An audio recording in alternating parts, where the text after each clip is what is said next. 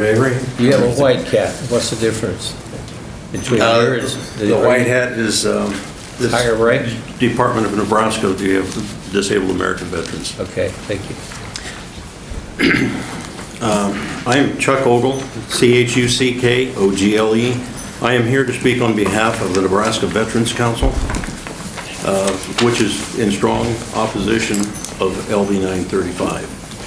First, the Nebraska Veterans Council last Tuesday expressed their interest. They're not in support of this bill as they feel that it is not in the best interest of our fellow veterans and that it is nothing more than merely a disruption of the approval and implementation of the process as a stall tactic by Senator Glore. A couple of facts or our thoughts. Senator Glore at one time was a former member of the Grand Island Economic Development Council and is fully aware that it is the community's responsibility to do a study or an impact statement, which LB935 implies that it is now the legislature's duty to make that assessment. Every community has an EDC and has monitored their community activities, and it is not our legislature's job to do this task. Rather, the legislature is there to review the impact statement presented by the community as to the effects. Not only that, LB935 also calls for the retroactive implementation going back to January 2013, 14 months after the proposal. This bill wasn't even introduced until January 16th of this year and should not be allowed to go back to correct hindsight. It's very evident you and I as citizens don't have that privilege to going back and backdating our checks for obligations that we have neglected to do correctly or timely.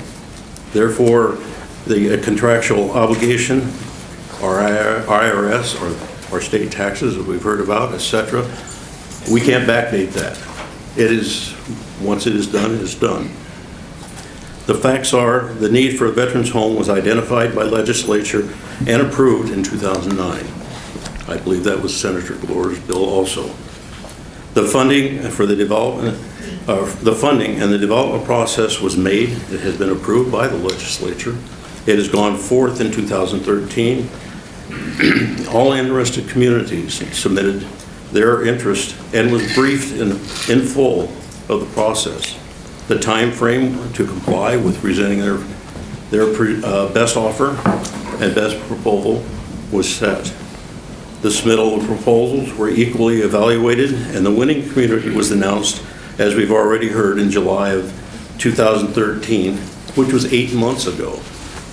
Now this bill, the bottom line that is LB935 has only one purpose, and that is interfering with or stopping the already approved process, the efforts of providing our veterans with an updated modern living facility.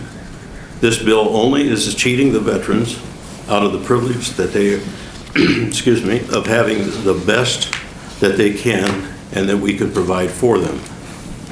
The veterans deserve the best we can give them. It is time, in our opinion, to stop quibbling over the process that has already been approved and funded. It is time to go forth and take care of our Nebraska veterans to the best of our capability by defeating this bill. Let us now put our Nebraska veterans first. I'd like to thank you, sir, and as members of the council, of the board, for hearing my words for the Nebraska veterans. Thank you for your testimony. Are there any Mr. questions? Questions from the committee? Don't see any, sir. Thank you. Yes, sir.